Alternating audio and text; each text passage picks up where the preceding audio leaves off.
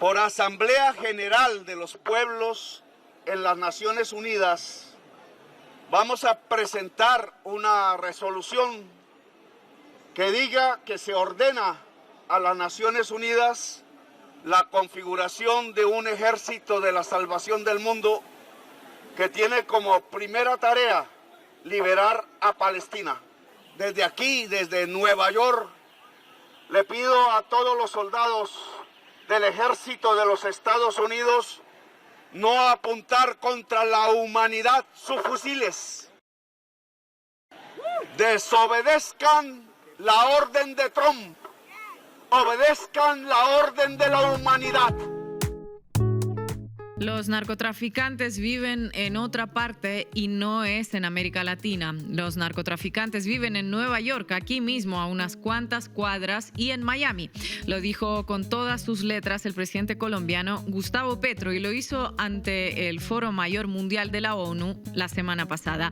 Pero no solo es un decir, más de una vez se ha dicho y discutido por qué la demanda de cocaína crece y crece sin freno, mientras Estados Unidos ataca y estigmatiza a países de América Latina sin hacer nada para reducir o eliminar esa demanda. De esto no se habla en Estados Unidos. De hecho, se bloquean los debates que se puedan abrir en el Congreso y en el Senado de ese país, a pesar de las enormes evidencias de vinculaciones de grupos económicos y militares en el tráfico de cocaína o de heroína. No solo hay una película o documental al respecto, decenas de libros se han publicado desde hace más de 3 décadas, poniendo de relieve el rol de esos aparatos económicos en el sostenimiento del narcotráfico y en las redes tejidas para su amplificación. Cada día, cada año, mucho más firme. Sin embargo, en la política pública no hay una sola acción contundente para frenar el consumo y menos aún el tráfico. Todo ello no es gratis, al contrario, genera muchos ingresos a mafias internas, circuitos de transporte y distribución que lavan miles de millones de dólares al año en el sistema financiero, que no dejará que ese negocio se les vaya de las manos. Por eso tiene mucho sentido lo dicho por Petro cuando en su discurso relacionó los escenarios del narcotráfico, el genocidio en Palestina, las migraciones y la crisis climática bajo una misma lógica de muerte. La política de drogas está ligada al genocidio en Gaza y al fracaso climático, precisamente porque esa estructura global de violencia apunta a los mismos de siempre: campesinos, migrantes, pueblos sitiados. Les contábamos esto en el reciente editorial de Diario Red, justo en el momento en el que la administración de Donald Trump revocaba la visa estadounidense del presidente de Colombia debido a sus acciones imprudentes e incendiarias. ¿Qué eran esas acciones incendiarias de Petro? Bueno, sumarse en Nueva York, sede de las Naciones Unidas, a la protesta contra el genocidio en Gaza. Le pido a todos los soldados del ejército de Estados Unidos no apuntar contra la humanidad sus fusiles. Desobedezcan la orden de Trump, obedezcan la orden de la humanidad, ha expresado con un megáfono ante la multitud congregada en las calles de la ciudad estadounidense. Mientras un puñado de países del norte global que ha estado mirando para el otro lado durante casi 2 años en complicidad con Netanyahu se atreven a reconocer ahora el Estado palestino sobre los escombros de Gaza, Petro una vez más plantea algo que nadie ha sido capaz de articular en todo este tiempo: una misión de liberación de Palestina, un ejército de salvación de un pueblo que está siendo exterminado. Lo dice desde la tribuna de las Naciones Unidas y desde una plaza llena de gente, y se lleva un castigo diplomático, una desertificación de su país en la lucha antidrogas y un castigo mediático y político a lo interno, mientras el genocidio sigue su curso, todo en orden en este mundo basado en reglas. Hoy en La Base América Latina hablamos de Estados Unidos y de su cruzada contra Gustavo Petro. Bienvenidas y bienvenidos. La Base América Latina. Buenas tardes a todos desde los estudios de Ciudad de México, finalmente reunidos los tres. Marco Teruggi, muchas cosas que contar sobre los últimos días de Gustavo Petro en Estados Unidos, ¿verdad? Un montón, van a ser días para la historia, su participación en Nueva York, en la ONU, en las calles, como bien decíamos en el editorial, y lo que decidió Estados Unidos, quitarle la visa. ¿Y qué representa eso? Más allá de la visa, ¿qué se está jugando? ¿Por qué tanta agresividad contra el presidente colombiano? Vamos a explicarlo con datos y análisis en esta sección. Estefanía Veloz, otra sesión de buceo en los medios colombianos. ¿Cómo estás? Muy feliz porque me gusta hacer esto y al mismo tiempo sorprendida de la cantidad de cosas que pueden decir los medios colombianos sobre Gustavo Petro. Y yo les voy a ir contando que me encontré con que los medios dicen que esto es culpa de Petro nada más. No de Estados Unidos, solo de Gustavo Petro. Por supuesto, que se está haciendo la víctima encima. Y hoy también vamos a contar con Clara López Obregón, abogada, economista y senadora por el Pacto Histórico, que se va a conectar desde Bogotá. Arrancamos, Juanma. Debí tirar más datos. Con Marco Teruggi. Gustavo Petro, presidente de Colombia o del país de la belleza, como se le conoce, tuvo 4 días en Nueva York que quedarán para la historia. Tanto así que el viernes pasado, mientras volaba de regreso de Estados Unidos a Colombia, el Departamento de Estado, ese que comanda el mayamero Marco Rubio, anunció que le revocaba la visa para ingresar al país. La razón esgrimida fueron sus palabras pronunciadas en las calles de Nueva York junto a Roger Waters, integrante de la mítica banda Pink Floyd, que fueron incendiarias, según la diplomacia estadounidense, por, cito, instar a los soldados a desobedecer órdenes e incitar a la violencia. Como ya se podrán imaginar, este discurso de Petro en Nueva York, megáfono en mano y cufilla en hombros, que ya vamos a analizar, fue solo la punta del iceberg de una relación que se vino deteriorando desde que Trump asumió la presidencia el 20 de enero. Aunque deteriorar es una palabra que no hace justicia a lo que ocurre, porque Trump no deteriora, sino que ataca. Así que si les parece, hagamos 2 zoom out o mirada más grande para entender cómo llegamos a esta situación de retiro de visa. Empecemos por los 4 días en Nueva York, si así les parece. Sí, los días en que Petro dijo unas cuantas verdades desde la tribuna de la Asamblea General de las Naciones Unidas. Una honestidad brutal para la diplomacia del esto no se dice y con esto mejor fingir demencia. Porque ahí, desde el estrado tan histórico como destenido de la ONU, acusó a Israel de cometer un genocidio, a Estados Unidos de apoyarlo y a Donald Trump de ser responsable penalmente por bombardear lanchas en el Mar Caribe. Y claro, ya esas palabras generaron el retiro de la delegación de Estados Unidos del recinto, poco acostumbrados a ser emplazados por otro presidente en su propio territorio. Y Petro siguió luego su agenda en Nueva York, se reunió con Zohrab Mamdani, candidato del Partido Demócrata a la alcaldía de Nueva York, con Anne Hidalgo, alcaldesa de París, con el secretario de la ONU, Antonio Guterres, y participó en el evento Nuestra Humanidad, Nuestra Responsabilidad. Y desde ese lugar volvió a plantear la propuesta más disruptiva que había formulado en la Asamblea General, la necesidad de formar un ejército internacional para enfrentar a Israel y detener el genocidio en Gaza. Esa propuesta que de hecho analizamos justamente acá la semana pasada. Y escuchemos cómo lo explicaba en el evento internacional, porque desarrolló un poco más la propuesta. Lo que propuse es configurar un ejército de salvación del mundo. La idea parece loca. ¿Cómo se va a hacer un ejército en tan poco tiempo? Nosotros lo hicimos en muy poco tiempo y sacamos el ejército más poderoso del mundo de nuestras tierras, el ejército del rey de España. Se puede, porque hay un mecanismo que se usó ya, creo que en el caso yugoslavo, no recuerdo bien, Uniting for Peace, Unidos por la Paz, Uniting for Peace. Es un mecanismo difícil, lo sé. Me dicen que son 3/4 partes de la votación. Yo pensé que eran 2/3, que es más fácil. De la votación de todos los estados de Naciones Unidas. Una inmensa mayoría de la humanidad. Se presenta una resolución, si tenemos convencimiento de que los votos van a superar 3/4 partes, la resolución ordena a las Naciones Unidas organizar el ejército. No seremos nosotros, serán las Naciones Unidas. Orden de la humanidad a Naciones Unidas. No hay veto. Che, ¿vieron que Petro siempre da discursos con un lápiz en la mano? Curiosidades nomás. Bueno, el tema es que esa explicación, su discurso en la ONU, fueron la antesala del momento cumbre del presidente colombiano en Nueva York. Su arenga frente a la sede de Naciones Unidas en plena Manhattan. Sí, en el corazón del mito estadounidense, la Gran Manzana, las películas, Friends, las finanzas, la Estatua de la Libertad. Allí dijo esto. Las naciones del mundo entonces aportarán hombres y mujeres entrenados y armados para configurar ese gran ejército. The people and the nation should be involved to create this great army. Tiene que ser más grande que el de los Estados Unidos, por eso desde aquí, desde Nueva York, le pido a todos los soldados del ejército de los Estados Unidos no apuntar contra la humanidad sus fusiles. Then I ask from New York, I ask to all the soldiers of the USA Army, don't put your hands against the people, not against the humanity.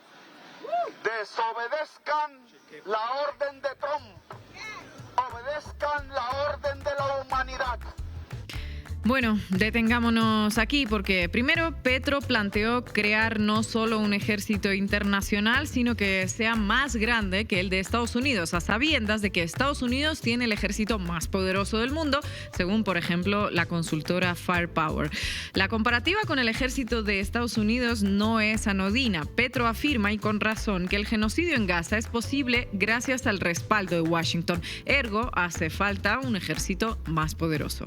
Segundo, Petro dijo lo que, según el Departamento de Estado, motivó que le retiraran la visa para ingresar al país. Llamó a los soldados estadounidenses a desobedecer las órdenes de Trump y a obedecer la orden de la humanidad. Un llamado a los soldados de Estados Unidos a desobedecer a su comandante en jefe, porque recordemos que Trump es el comandante en jefe del ejército estadounidense. Esto hecho desde las calles de Manhattan. Hay que reconocer que Petro no fue a medias tintas con su propuesta, la verdad. Para nada. Ahora bien, la indignación de Estados Unidos es por lo menos hipócrita, cuando no cínica, porque si de llamar a un ejército a desobedecer a su comandante en jefe se trata, recuerdo clarito, pero muy clarito, las veces que Washington, por ejemplo, llamó abiertamente a los militares venezolanos y en particular a los altos mandos a realizar un golpe de Estado contra Nicolás Maduro. De hecho, el titular que ven en pantalla de Mike Pence, que era vicepresidente, es del 2019, durante el primer gobierno de Trump. Entonces, lo que es bueno para el pavo no es bueno para la pava, señor Trump. Aunque claro, ambas situaciones son incomparables. Petro no llamó, claro, a deponer a nadie, tampoco se dirigió a los altos mandos militares gringos, sino a obedecer un hipotético mando de la mayoría de los países de Naciones Unidas, o sea, a algo que emanaría del derecho internacional. Derecho internacional, international law, what is that, Marco o Estefanía? Bueno, fuera de broma, lo cierto es que las declaraciones de Petro le valieron su visa a Estados Unidos, esa visa que para muchos políticos latinoamericanos de derecha sobre todo es como su carta de jubilación o su seguro de vida, aunque en el caso de Petro, por tener también nacionalidad italiana, podría pues seguir ingresando a Estados Unidos. Pero acá el centro del debate no está en si Petro podrá o no podrá volver a entrar a Estados Unidos. Si esa fuera su preocupación principal, pues seguramente no se hubiera parado en Nueva York a decir lo que dijo, ni habría dicho lo que afirmó, por ejemplo, acerca de Donald Trump y los bombardeos a las lanchas en el Caribe. Claro, porque en el caso de las lanchas bombardeadas en el Mar Caribe, bajo pretexto de la lucha contra el narcotráfico, que ya van 3 lanchas, Petro dijo varias cositas también. No solamente que se trató de un asesinato, que no se podía saber si dentro iban migrantes o narcotraficantes, sino que pidió investigar a los responsables del hecho. Si se confirma en el caso colombiano que allí entre esos jóvenes, no lo sabemos aún, hay colombianos, es obligatorio que la justicia colombiana abra una investigación penal sobre asesinato. Y quienes incurrirían en ese proceso, los que serían llamados, son los funcionarios que tienen la responsabilidad del asesinato. Ahora, eso es una investigación. ¿Qué funcionarios de los Estados Unidos permitieron un asesinato tirando un misil sobre una lancha? independientemente de qué llevar, porque ahí mismo rompió el derecho internacional, el derecho de gentes. ¿Y quién dio la orden? Bueno, en realidad es bastante sencillo. En el último bombardeo a la lancha el 19 de septiembre, el mismo Trump dijo públicamente que él había dado la orden de realizar el ataque, por lo que es el autor intelectual, el presidente estadounidense. Por la boca muere el pez, dicen algunos, aunque en el caso de Trump seguramente tenga impunidad como todos los presidentes estadounidenses. Pero claro que un presidente de un país sudamericano acuse a Trump de un crimen y que además diga que los jefes, que son jefes del narco en realidad y no viajan en lancha por el Caribe, sino que viven en Nueva York, Madrid o Miami, obvio le cayó bastante mal a Trump. ¿Y por qué Petro dijo todo esto? Bueno, en primer lugar, por algo que debería ser sentido común, pero que a veces, tristemente, digámoslo, no lo es en América Latina. No somos súbditos, le cortamos la cabeza al rey. Somos republicanos en los tiempos de nuestra fundación como república. Y por tanto, aquí hablamos entre iguales. Creo que eso no lo ha entendido el señor Trump. Y cree mentalmente que somos súbditos, quizás porque muchos líderes latinoamericanos se sienten así, cipayos, súbditos. Les da miedo hablar entre iguales. Yo no. Y entonces las discusiones han sido así en estos 9 meses.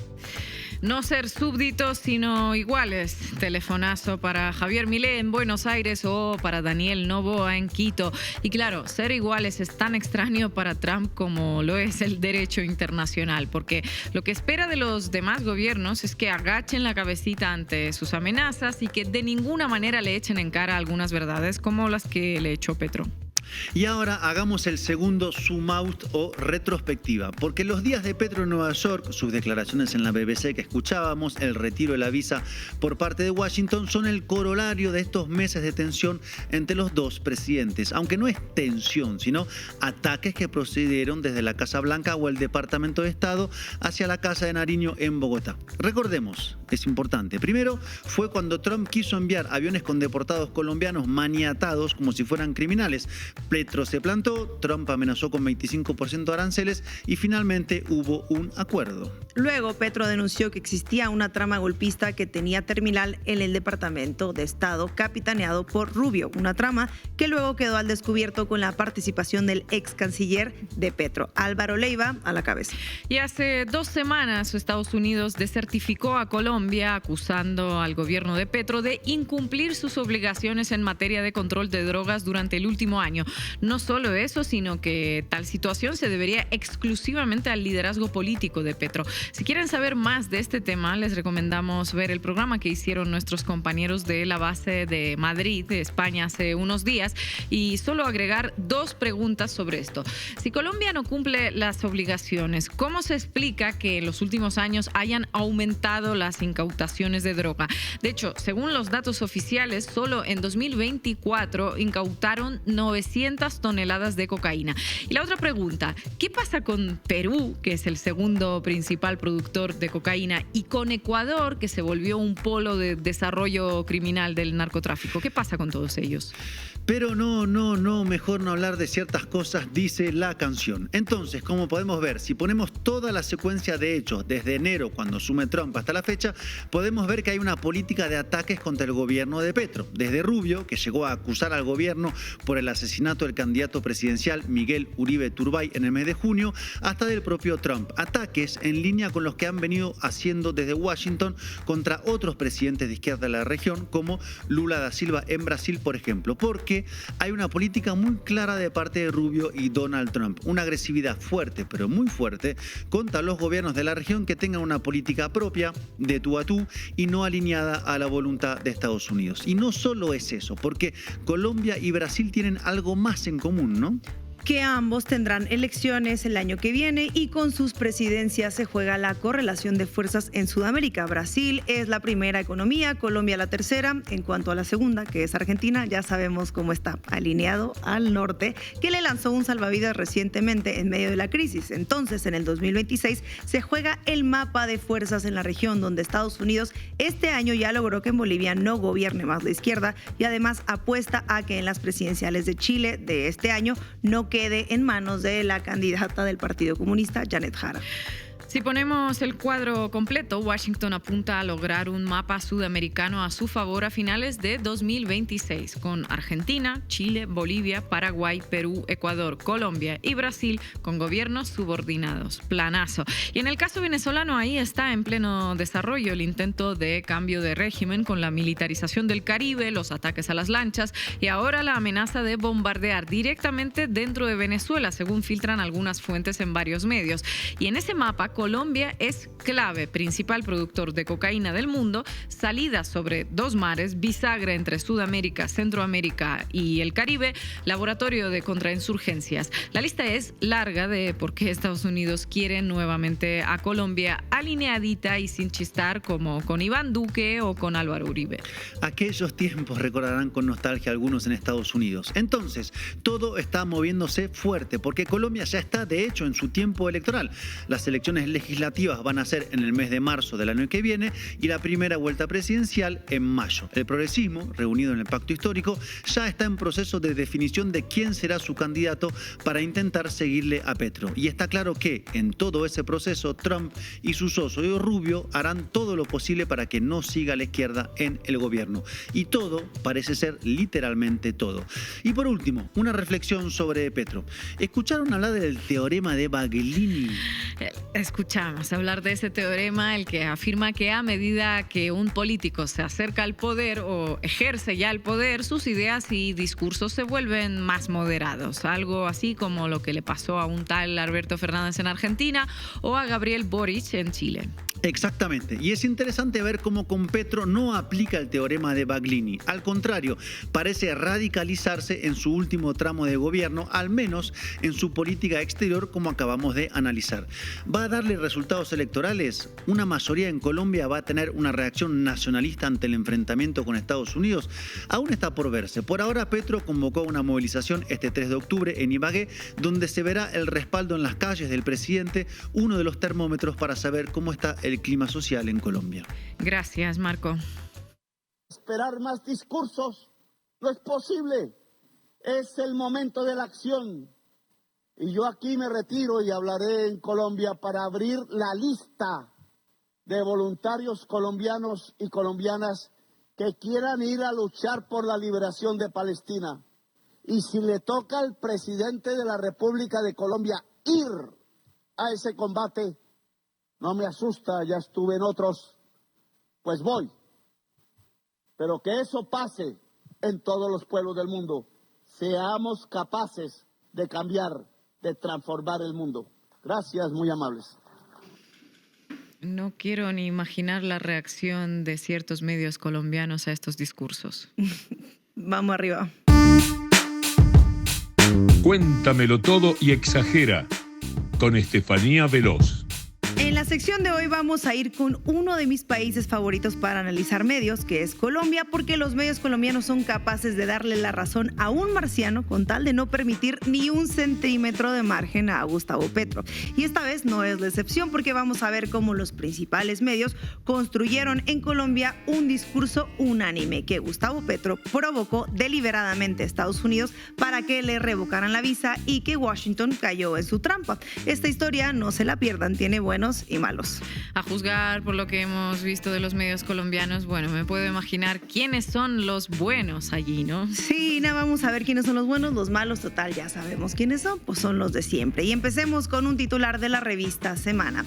Gustavo Petro logró el retiro de su visa a Estados Unidos, que era lo que estaba buscando. Estrategia electoral, y este artículo fue escrito por Julio Londoño. ¿Les suena a ustedes aquí? Julio Londoño Paredes, el que fue canciller durante el gobierno de César Gaviria entre 1990 y 94. Claro que me suena. Ha sido uno de los arquitectos de la política exterior colombiana de sumisión a Washington durante 3 décadas. El caso más emblemático fue la Operación Ofensiva Despeje, iniciada en 1990. Estados Unidos presionó para militarizar completamente la lucha antidrogas, transformando un problema de salud pública en una guerra. Londoño Paredes no solo aceptó sin cuestionamientos, sino que defendió denunció públicamente esta estrategia. Y lo más grave fue cuando en el 91 Estados Unidos exigió la extradición masiva de colombianos sin garantías jurídicas plenas. Londoño Paredes facilitó el proceso argumentando que era cooperación necesaria, ignorando algo así como violaciones a la soberanía judicial colombiana que debería importarle.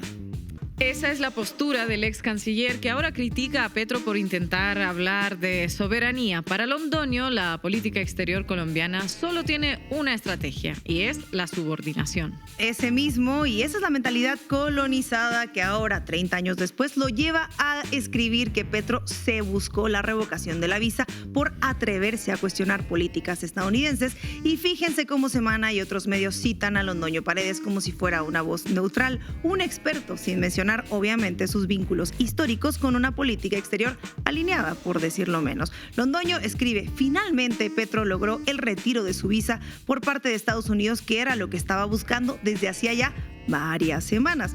Sin evidencia, sin documentos, pero su palabra, la del ex canciller, le da peso a esta verdad ya establecida, y los medios reproducen su artículo como si fuera un análisis objetivo que marcó la línea, de hecho, narrativa de lo que los medios de la derecha y la oposición fueron diciendo. Por ejemplo, bueno, tenemos al columnista estrella del medio Cambio Colombia, que fue muy leído por el Círculo Rojo colombiano, hasta lo mencionan en Blue Radio. Claro, hay una columna hoy que está siendo protagonista, la tengo que mencionar, María Camila, El automártir, de Daniel Coronel, y está planteando unos elementos además importantes en el tema de desertificación. Exactamente, que me parece un buen tema a tratar.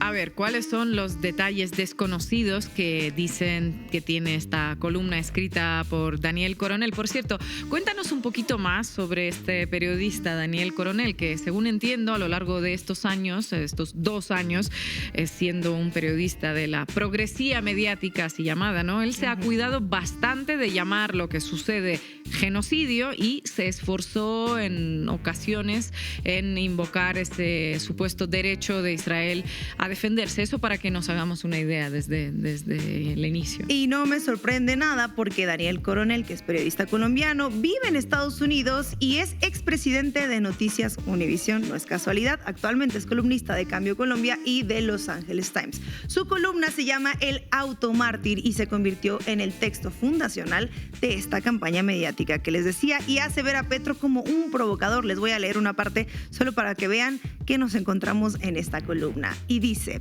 excitado hasta el paroxismo por los aplausos de unos manifestantes, Petro fue subiendo el calibre de su arenga callejera. Ya entrado en gastos, habló de reclutar combatientes, de la experiencia militar de los colombianos, del Che Guevara y de entrenamientos bajo el oscuro régimen de Gaddafi, y de ir él mismo a combatir a Gaza. Y dice: la cancelación de su visa es algo que empezó a buscar desde abril, hace 5 meses. Señor Coronel, ¿presenta usted una especulación como un hecho periodístico? Yo le pregunto, ¿le consta esta acción premeditada? ¿Cuáles son las pruebas de que hace 5 meses Petro quería que le quitaran la visa? Sigamos. Coronel afirma: en su afán por construir su pedestal de mártir, el presidente Gustavo Petro se está llevando por delante a Colombia. Coronel acusa a Petro de transformarse en un provocador profesional y de construir su pedestal de mártir. La columna reduce decisiones de política exterior soberana a patologías personales, narcisismo, cálculo electoral, sobre todo victimización. No menciona la desertificación, por ejemplo, antidrogas del 15 de septiembre, ignora el precedente brasileño con deportados esposados, omite los bombardeos estadounidenses en el Caribe que Petro denuncia, silencia cualquier contexto que explicaría las tensiones bilaterales. Todo es culpa de una sola parte, que obviamente es Gustavo Petro. Y eso no viene en el artículo, porque la intención de Coronel parece ser que con la revocación de la visa reconstruye hacia atrás una cadena causal imaginaria donde cada acción de Petro demuestra que buscaba este resultado, fingiendo que es un mártir. Aquí él es un malo con piel de oveja. Ese es Petro, y los que inminentemente tuvieron que reaccionar ante esto son los buenos, los revocadores de visa. O sea, no se crean que Petro es víctima, no le crean a Petro, cuidado. Víctima. Escuché que su columna fue reproducida, citada y amplificada por los grandes medios colombianos. ¿No es así, Estefanía? Sí, Marco, así es. Vamos a llamarlo Operación Automártir, porque en medio El Pulso le dedicó un titular completo y dice: se está llevando por delante a Colombia. Ácida crítica de Daniel Coronel hacia Gustavo Petro. Pero bueno, ahora vamos a ver a Juan Carlos Pinzón, otro ex canciller que dio una entrevista en Semana. Colombia volverá a ser, como lo fue durante el tiempo que fui embajador 2 veces en Estados Unidos, el aliado estratégico número 1 en el continente. Pero también porque tenemos una alineación en materia de democracia, de libertad, de principios. Con Israel de inmediato arreglaremos el tema. Se restablecerán las relaciones. Recuerde, yo sí he trabajado directamente con Israel, tanto en el fortalecimiento de nuestros equipos, como en las capacidades de inteligencia, como en la cooperación tecnológica. Y es un país muy importante para Colombia. Y ha sido un hecho meramente ideológico, las intenciones que han tenido. Eso me parece que es muy grave. Incluso cuando se habla del genocidio de Gaza, yo creo que es un tema que es un debate importante. Me parece que es un tema delicado. Pero... Pinzón habla de alineación ideológica, de que Israel es muy, pero muy importante para Colombia. Vaya, ya está todo encampañado. Sí, dice que quería ser presidente porque escuchamos a Pinzón decir que Petro se lo estaba buscando y que cuando él sea presidente llevará la relación con Israel y Estados Unidos como siendo el mejor aliado. Ina, hoy que traes afiladísima la memoria, te tengo que preguntar, ¿te suena Juan Carlos Pinzón? Seguro que por cosas buenas. La Wikipedia de la redacción, bueno, me suena Juan Carlos Pinzón, pero las cosas buenas, la verdad que te las debo. Resulta que este señor fue embajador en Estados Unidos durante el gobierno de Iván Duque y ministro de Defensa con Santos.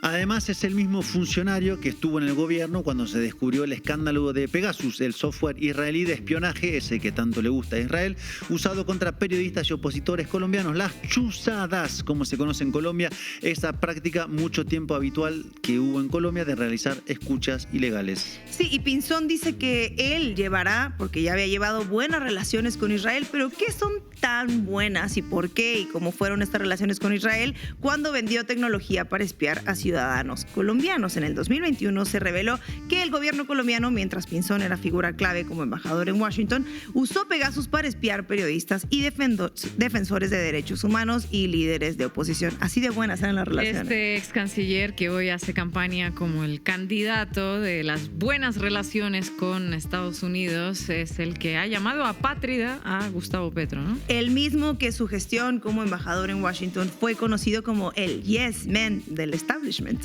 ¿No, Milhouse? Silencio, quiero mi ciudadanía.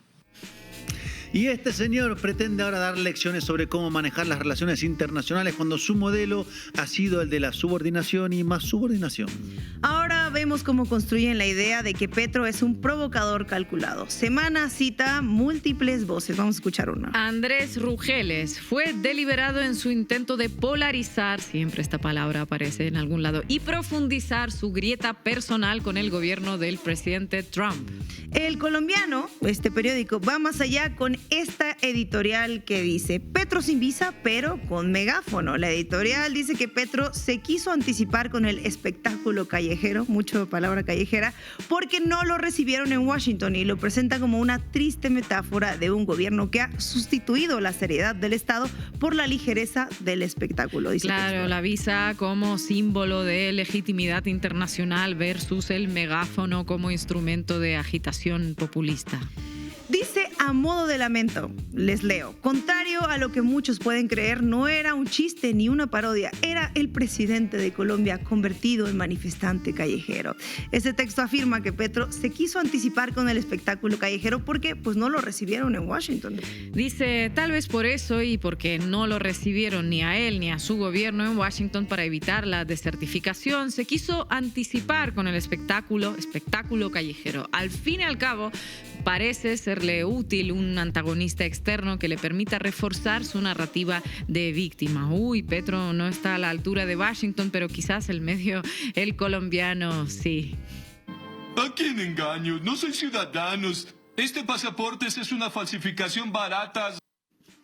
O sea que para el colombiano narrar una participación en una manifestación legítima en contra del genocidio es como un berrinche infantil porque lo excluyeron de manera diplomática. Y con tono paternalista el editorial continúa. Triste metáfora de un gobierno que ha sustituido la seriedad del Estado por la ligereza del espectáculo. El colombiano se avergüenza del presidente por no ser un estadista serio que negocia en salones diplomáticos y ser el agitador populista que grita en las calles. Debería avergonzarse porque hay otros presidentes que que no están diciendo nada con un genocidio. Sí, se ve que el colombiano extraña ver presidentes en salones diplomáticos. Esos salones diplomáticos son los espacios donde Colombia históricamente ha entregado su soberanía, pues esos salones son los que echa de menos el colombiano, ¿no? Sí, y el editorial también afirma que la decisión del gobierno de Donald Trump parece ser el efecto buscado por el mandatario para atraer la atención. Una vez más, esto se trata de Petro, que Petro se lo buscó por hacerse el mártir o llamar la atención. Ahora veamos cómo los medios colombianos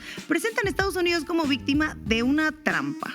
Dicen en nuestros países que el que busca, encuentra. ¿Encontró Petro lo que buscaba?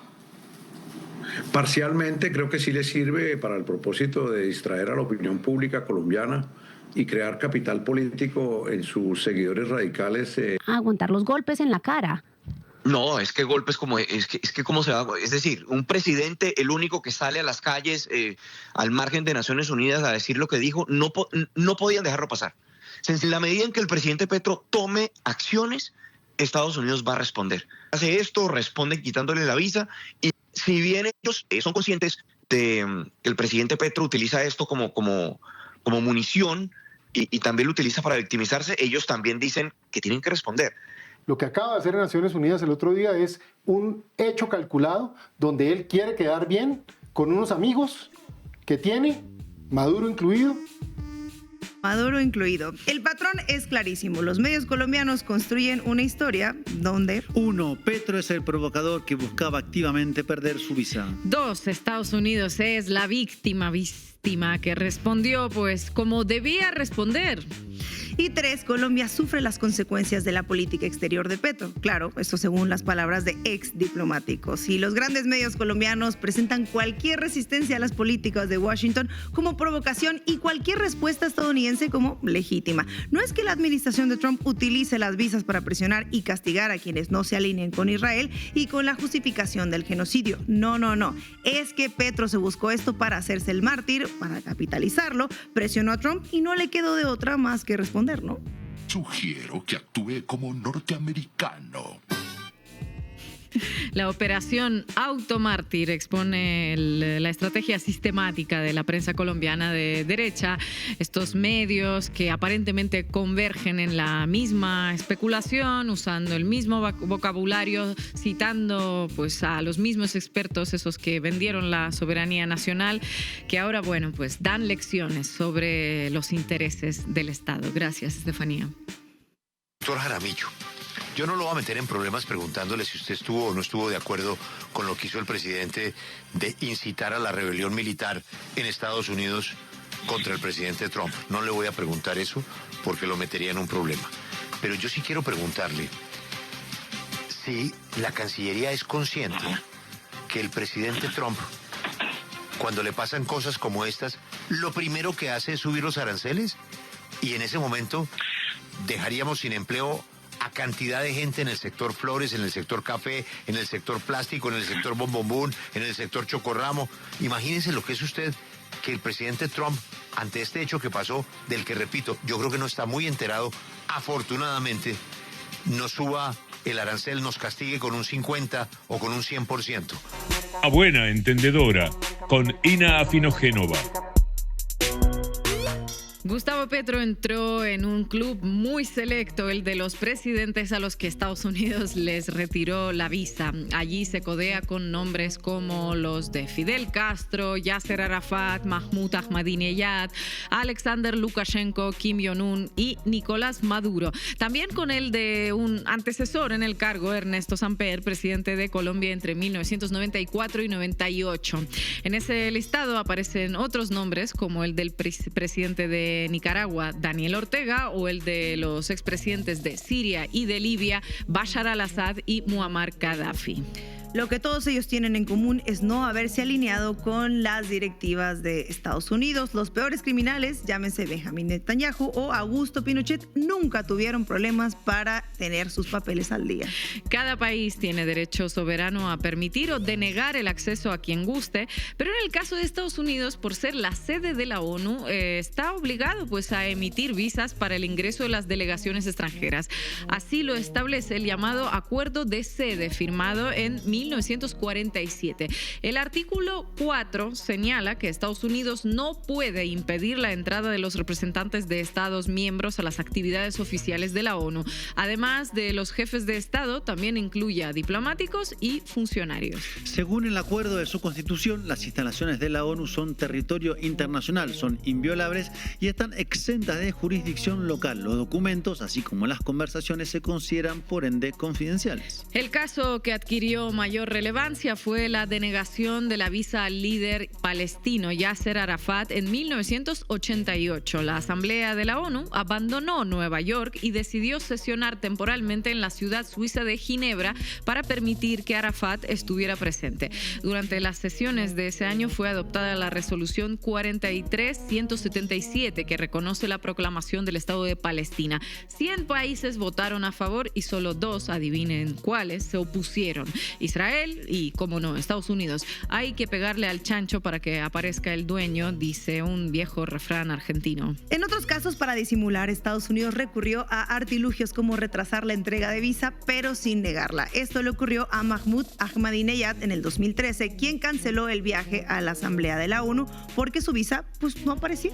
Bueno, Estefanía, no seas mal pensada, no es que no se la hayan dado, es solo que la mandaron a Teherán con una paloma mensajera que se perdió en el camino.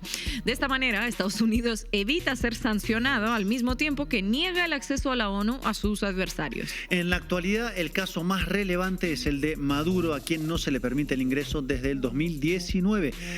Eso que citábamos cuando Mike Pence llamaba a los militares a no reconocerlo. En esa ocasión, el artilugio utilizado se llamó Juan Guaidó, sostener a un presidente autoproclamado para evitar que los representantes legítimos, o sea, el gobierno de Venezuela, pudieran asistir a la ONU. En Colombia tenemos el antecedente que acabamos de mencionar, el de Ernesto Samper en 1996. Retirarle la visa no fue lo más grave. El día previo a su viaje a Estados Unidos para asistir a la Asamblea Anual de la ONU, encontraron droga que había sido plantada en su avión presidencial. En una entrevista que realizamos en Canal Red, el expresidente Samper nos relató lo sucedido. Bueno, desertificaron a Colombia, me quitaron la visa, amenazaron de que iban a mandar casi que tropas a Colombia. Y en ese momento yo tomé la decisión de ir a las Naciones Unidas a denunciar lo que estaba pasando en Colombia. Y el día antes de salir para Estados Unidos, encontramos que habían sembrado droga en el avión presidencial.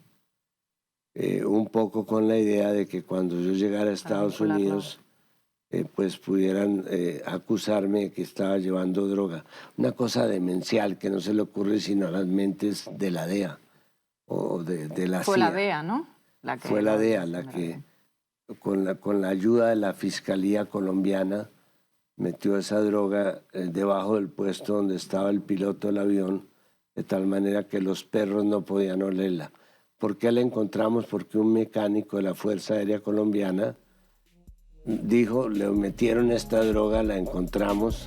Bueno, como lo oyen, la DEA había plantado varios kilos de heroína en el avión presidencial. Luego de encontrarla, Samper decidió seguir adelante con el viaje, pero tomó algunas precauciones. En su bolsillo llevó una pastilla de cianuro para tomarla en caso de que Estados Unidos decidiera detenerlo. Escuchémoslo relatando lo sucedido.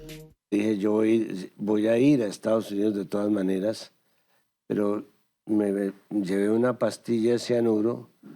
Le pedí a mi médico que me preparara una pastilla de cianuro que llevaba en este bolsillo atrás, porque yo no me iba a dejar coger vivo. Si los Estados Unidos hubieran tratado de aprenderme o cualquier cosa, yo me hubiera tomado la pastilla de cianuro. Prefería estar muerto que apresado con todo lo que ellos estaban armando. Esas cosas de los Estados Unidos son las que le han valido a los Estados Unidos que se ha considerado como el imperio más odiado de la historia. La sede de la ONU, ubicada en el imperio más odiado de la historia, un imperio que se comporta de un modo extorsivo y que con Donald Trump a la cabeza se preocupa pues mucho menos por disimular. Allí tenemos los aranceles impuestos por Trump a Brasil para defender a su amigo Bolsonaro, la intervención en el Mar Caribe realizando asesinatos extrajudiciales o la acusación contra Venezuela, país libre de narcotráfico según la propia ONU. Ese mismo país, o mejor dicho, sus autoridades aplauden a Benjamín Netanyahu, envían armas para realizar un genocidio y apoyan a Israel con el incumplimiento de las resoluciones de la ONU sobre Palestina. En su libro de memorias, Ernesto Samper señalaba que la medida desnudaba un arma despreciable. El día que permitamos que Washington maneje los gobiernos latinoamericanos desde su oficina de visas, este continente quedará sumido en el oprobio más negro. ¿Puede la sede de la Organización de Naciones Unidas estar radicada en un país que avasalla de manera sistemática el orden internacional? ¿Puede permanecer en un país que desfinancia sus instituciones e incumple sus resoluciones? ¿No sería hora de que la ONU revea la ubicación de su sede para trasladarse a un país que al menos cuide las formas y que sea capaz de respetar compromisos multilaterales? Como señala Ernesto Samper en su biografía, Gustavo Petro también puede estar orgulloso por esta nueva lista a la que pertenece. En el pasado, en esa misma lista también estuvieron otros peligrosos criminales como Gabriel García Márquez, Pablo Neruda, Jean-Paul Sartre y Charles Chaplin. Casi un diploma de honor. Here today to protest the fact that Netanyahu is addressing the UN General Assembly this morning, and we think it's unconscionable that the United States has rolled out the red carpet for a man who's responsible for over 2 years of genocide against Palestinians.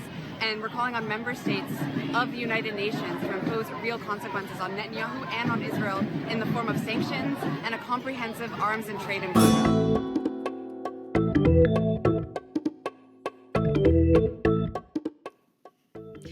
Y hoy nos acompaña Clara López Obregón, abogada, economista y senadora por el Pacto Histórico. Clara, muchísimas gracias por estar aquí. Un saludo muy especial a Ina, a Marco, a Estefanía y a toda la audiencia de Canal Red Latinoamérica. Senadora, ¿por qué la administración de Donald Trump lleva esta cruzada contra Petro, que como hemos relatado en este programa no es nada nuevo que lo que acaba de suceder? Esta fue una relación que no empezó bien. Recuérdese el enfrentamiento tan duro que hubo entre el presidente Petro y el presidente Trump cuando pretendieron de Estados Unidos enviar un avión lleno de migrantes colombianos que estaban siendo expulsados, pero maniatados, y en un avión militar, cuando los protocolos que había entre los dos países prohibían ese tipo de tratamiento. Escaló rapidísimo esa confrontación cuando el presidente Petro se rehusó a recibirlos de esa manera, con falta de dignidad a nuestros compatriotas colombianos. El presidente Trump amenazó con poner aranceles del 20%, Petro dijo que iba a hacer lo propio, hasta que finalmente se pudo dar un diálogo y una salida diplomática, y ahora vienen los aviones, los migrantes, como de costumbre, normalmente sin estar encadenados ni vejada su dignidad. Pero ese fue un primer paso que ha venido escalando. Recientemente desertificaron a Colombia por la política de las drogas, de la cual se quejó el presidente Petro en las Naciones Unidas, y con toda la razón, porque es que Colombia pone los muertos. Colombia ha tenido un costo dramático y nada ha cambiado en 50 años. Entonces, obviamente que se tiene que buscar una nueva política, y el presidente Petro por fin ha puesto el dedo en la llaga, que ¿por qué no buscan a esos multimillonarios narcotraficantes en los penthouse de Nueva York y de París, y no solamente perseguir a los campesinos y a los consumidores en Colombia? Así es que es una relación que empezó mal y continúa mal, y ahora pues con el retiro de la visa se profundiza. Senadora, muchas gracias por acompañarnos. ¿Cómo está el escenario frente a la elección del candidato del Pacto Histórico hacia las presidenciales? ¿Y qué puede hacer Estados Unidos? ¿Qué piensa que puede hacer para torcer la balanza, del resultado que pueda haber el año que viene? Todavía no tiene candidato presidencial. Están en los prolegómenos de escoger su candidato a una consulta de Frente Amplio que se realizará en el mes de octubre de este año, la de Frente Amplio en marzo con las elecciones congresionales, y solamente en mayo del año entrante tendrá un candidato, todo el espectro, Pacto Histórico, el resto de la izquierda y desde luego sectores del liberalismo, de la socialdemocracia, incluso esperamos conservadores, amigos de la doctrina social de la Iglesia. Así es que todavía uno dice, bueno, intromisión de Estados Unidos, me parece que no debemos escalar la controversia internacional a esos niveles, porque estamos apenas empezando un proceso electoral que desde luego vamos a vigilar que se llegue adelante sin absolutamente ninguna injerencia ni de ilegales ni de gobiernos extranjeros. Senadora, gusto en saludarla. ¿Cómo se va a formalizar la propuesta de Petro de una misión de voluntarios para salvar a Gaza y qué esperan de esta propuesta? Bueno, en mi criterio estamos ante un llamado simbólico, un llamado a los jóvenes, a los países, a la opinión pública internacional para detener el genocidio en Gaza. Si no son capaces de hacer nada, los gobiernos del llamado bloque de la OTAN, de Norteamérica y Europa, pues le tocará a los ciudadanos, como vienen haciendo esfuerzos en todo el país, en todos los países, con movilizaciones.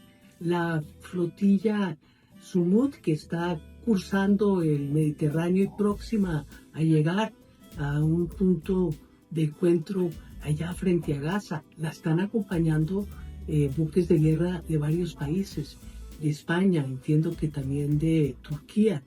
Así es que lo que estamos viendo es una medida simbólica que convierta el tema de Gaza en una verdadera defensa de la humanidad. ¿Cómo es que se nos está quedando perdido en el horizonte del olvido esas palabras tan importantes que surgieron después de la Segunda Guerra Mundial por el Holocausto en contra del pueblo judío? Nunca más. Y mire, está sucediendo. Senadora, muchísimas gracias por su análisis. Le mandamos un abrazo.